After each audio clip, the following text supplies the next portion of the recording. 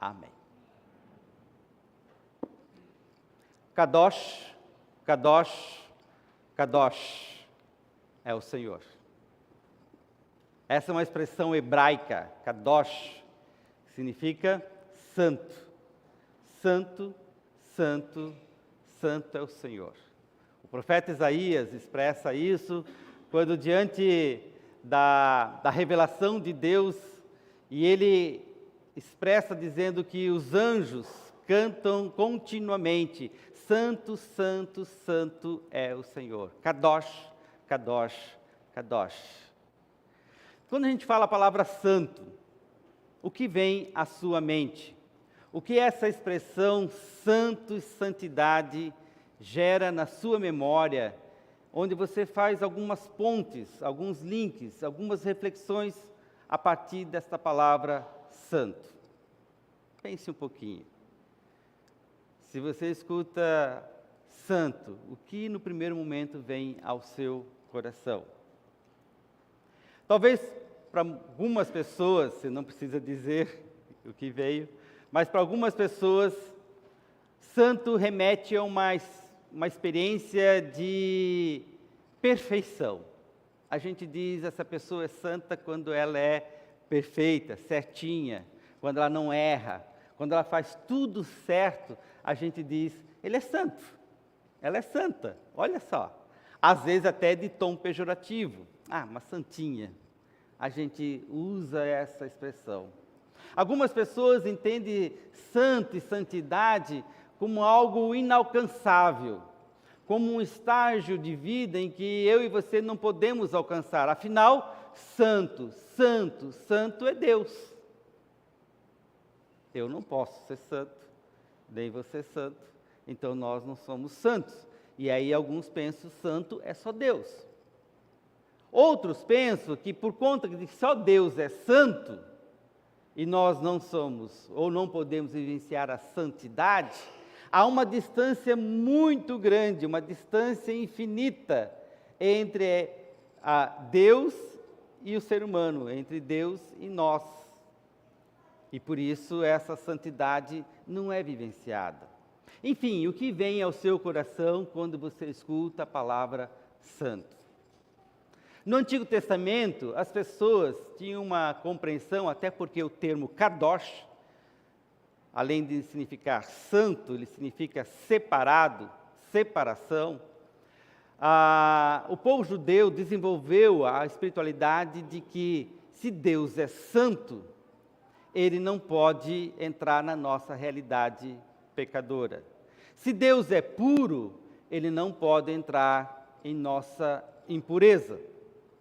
De modo geral, resumidamente, essa era a compreensão. E por isso, para se relacionar com esse Deus que é santo, que é puro, nós precisamos criar, ou precisamos obedecer, nós precisamos colocar códigos, nós precisamos colocar leis, mandamentos, preceitos, que nos ajudem a dar passos que nos tornem mais santo à medida que a gente obedece às leis, à medida que a gente obedece os mandamentos, e assim a gente vai se aproximando de Deus.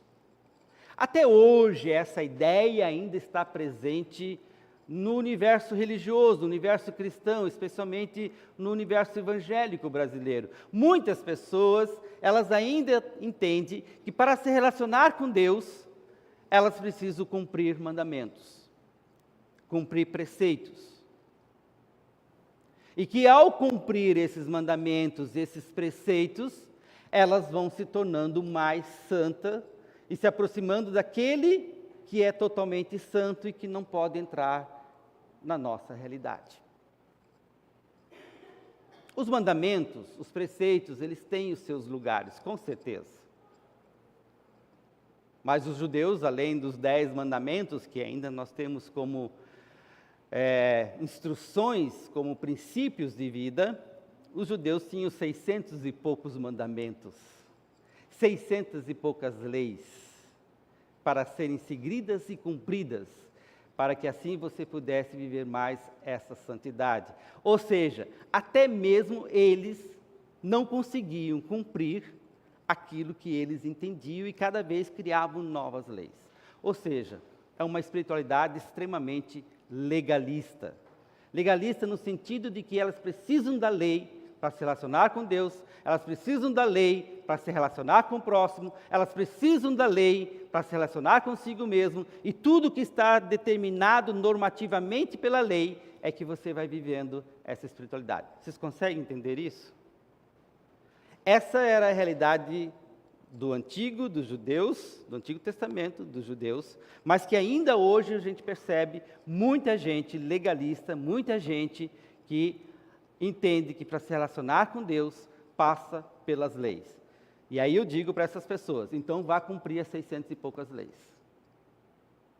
Se você quer ser legalista, então seja legalista de forma estritamente e viva as 600 e poucas. E as pessoas dizem, não, mas isso é impossível. Sim, é impossível.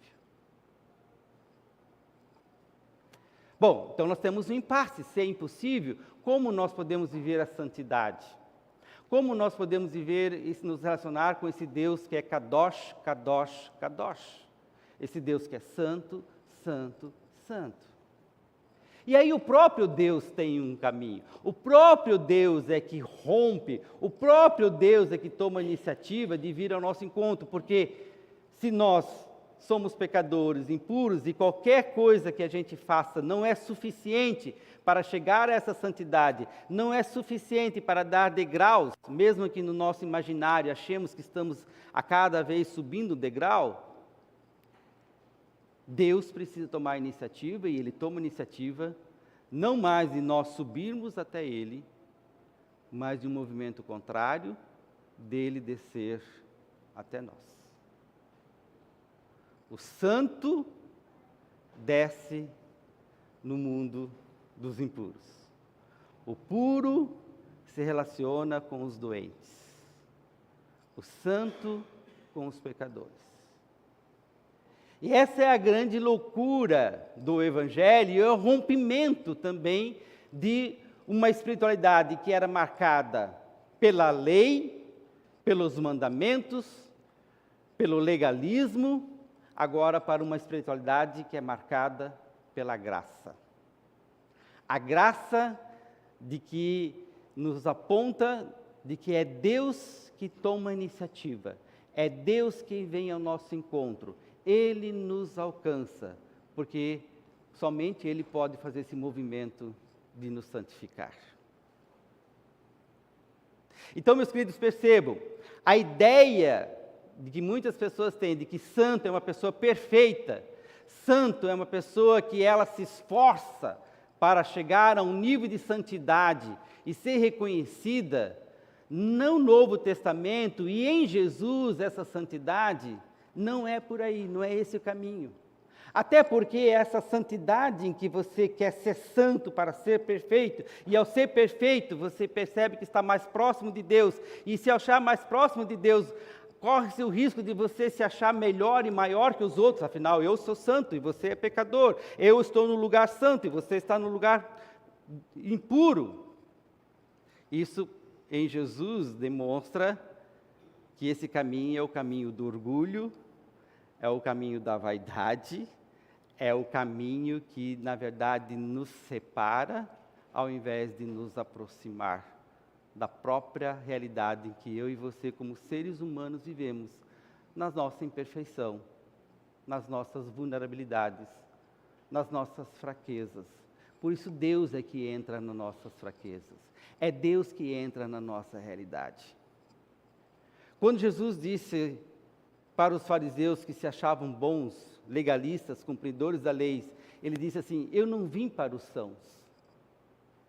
Eu não vim para aqueles que se acham que não precisam olhar para dentro de si e perceber as doenças. Não vim para esses. Eu não vim para os religiosos que se seguram nas leis, nos seus ritos e se acham esse fundamento que estão salvos e protegidos. Eu não vim para esses. Eu vim para os doentes. Eu vim para aqueles que têm a coragem de olhar para dentro de si e perceber o seu pecado, a sua impureza. E ao perceber o seu pecado e a sua impureza, recorrem àquele que é santo, aquele que pode de fato nos restaurar, nos curar, nos santificar.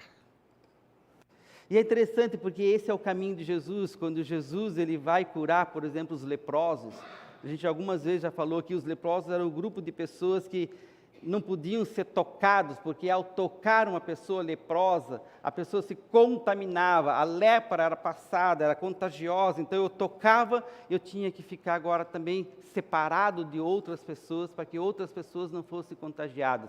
Jesus toca nessas pessoas, Jesus toca no leproso, Jesus toca no intocável,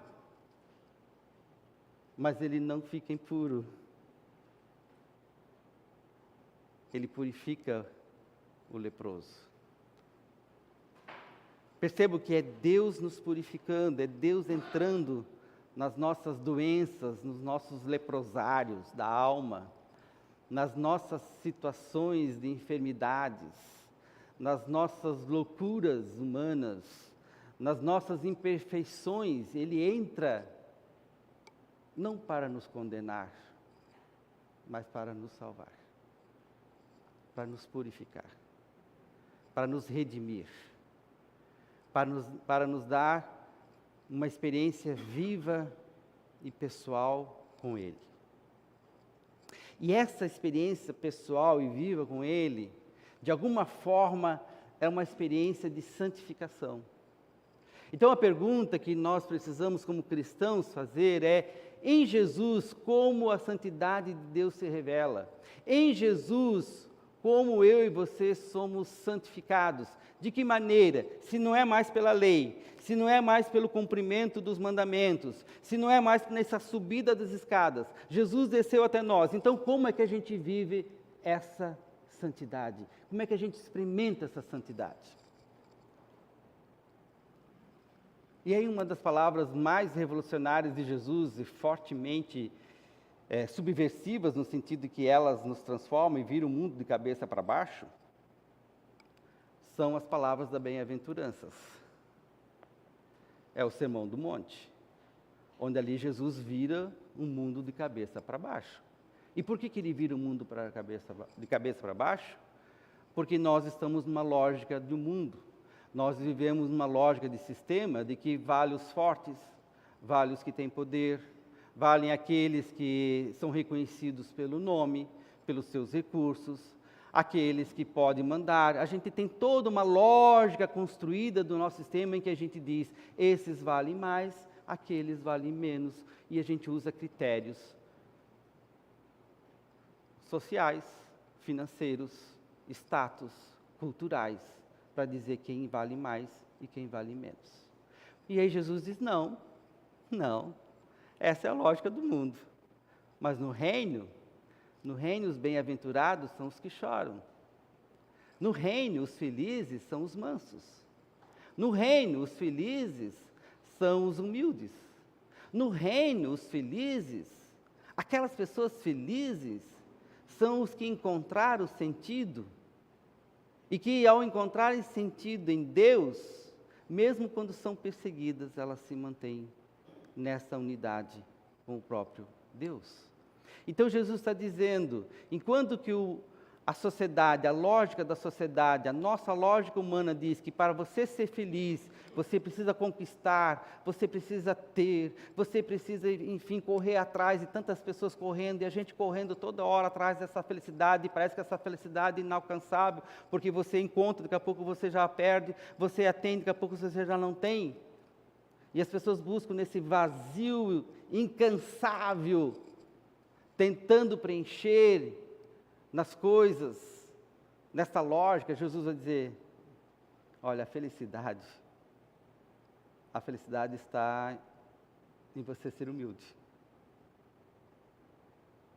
A felicidade está em você poder ter a mansidão de até se calar quando você acha que tem direito.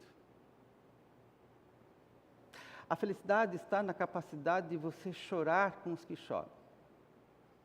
A felicidade está em você encontrar uma compaixão que vai romper com essa lógica. E ao encontrar essa compaixão, você vai perceber uma alegria profunda. um senso de felicidade muito maior que outra coisa não pode dar. E aí Jesus vai trabalhando o Sermão do Monte a partir dessa visão, por isso que ele coloca as coisas, ele subverte, porque enquanto ele vai dizendo no Sermão do Monte, as pessoas dizem, olha, se você acha que matar alguém é tirar a própria vida, literalmente, você mata alguém quando você xinga, quando você desqualifica, quando você não considera o valor da outra pessoa, você está matando. Ou seja, ele vai colocando a coisa ainda mais na radicalidade. A gente acha que a gente falando, jurando por Deus e a gente colocando nossas palavras, às vezes em dúvida, e Jesus vai dizer, não, é sim, sim, não e não. Ou seja, ele vai colocando novos parâmetros de vida. E ele vai trabalhando, isso nos traz felicidade, de alguma forma. Por isso, meus queridos, é interessante, leio o Sermão do Monte. Mateus 5, 6 e 7. Leio, releio. Vocês vão ler sempre. Não achem que uma leitura, duas é o suficiente, porque é um sermão que nos toca de alguma forma, faz a gente repensar o nosso estilo de vida. E aí uma das palavras dentro desse sermão que me chama muita atenção, no verso 43 do capítulo 5, onde Jesus diz o seguinte, Mateus 5, 43. Vocês ouviram o que foi dito, ame os seus amigos e odeie os seus inimigos. Mas eu lhes digo, ame os seus inimigos e orem pelos que perseguem vocês, para que vocês se tornem filhos do Pai de vocês que está no céu. Porque Ele faz com que o sol brilhe sobre os bons e sobre os maus. Gente, vou dar uma paradinha aqui. Ele faz com que o sol brilhe sobre os bons e sobre os maus. No Antigo Testamento, a lei dizia que Deus deveria brilhar só sobre os bons.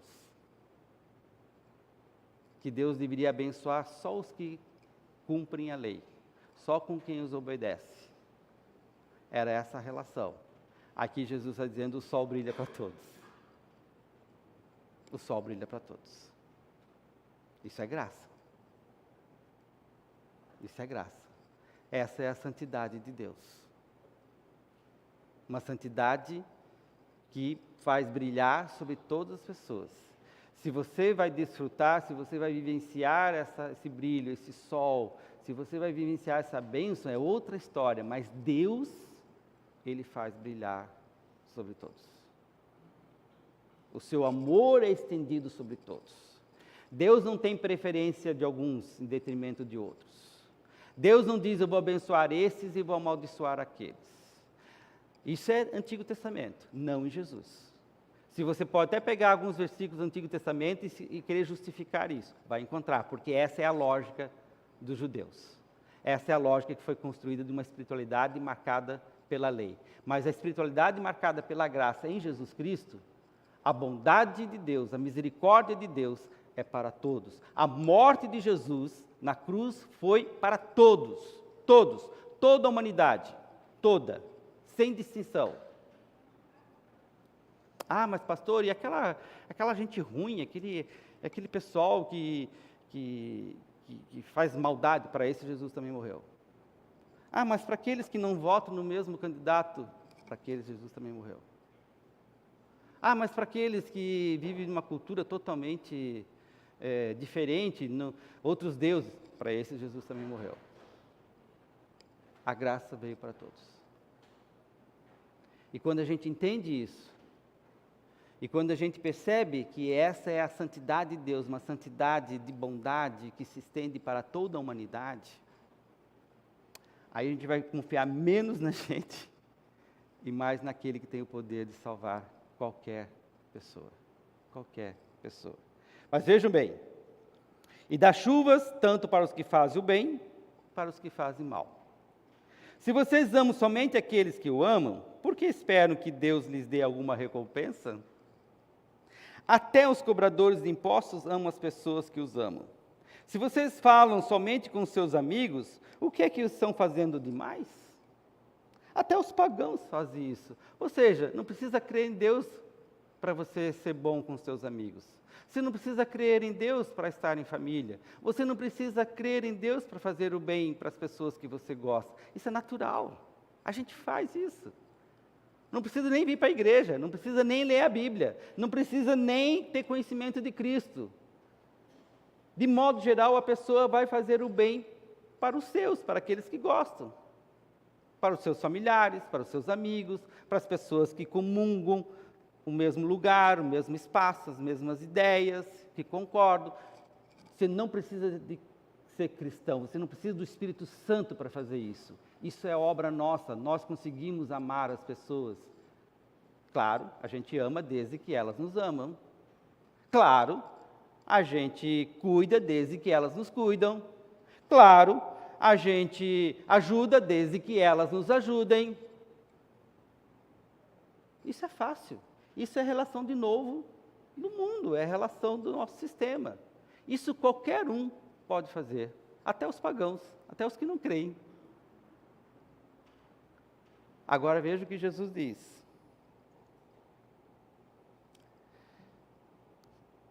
Portanto, sejam perfeitos, ou, portanto, sejam santos, assim como é perfeito, assim como é santo, o Pai de vocês que está no céu. Deus é santo. Kadosh, Kadosh, Kadosh. E o que Ele faz? Faz o sol brilhar para todos. Faz chover para todos.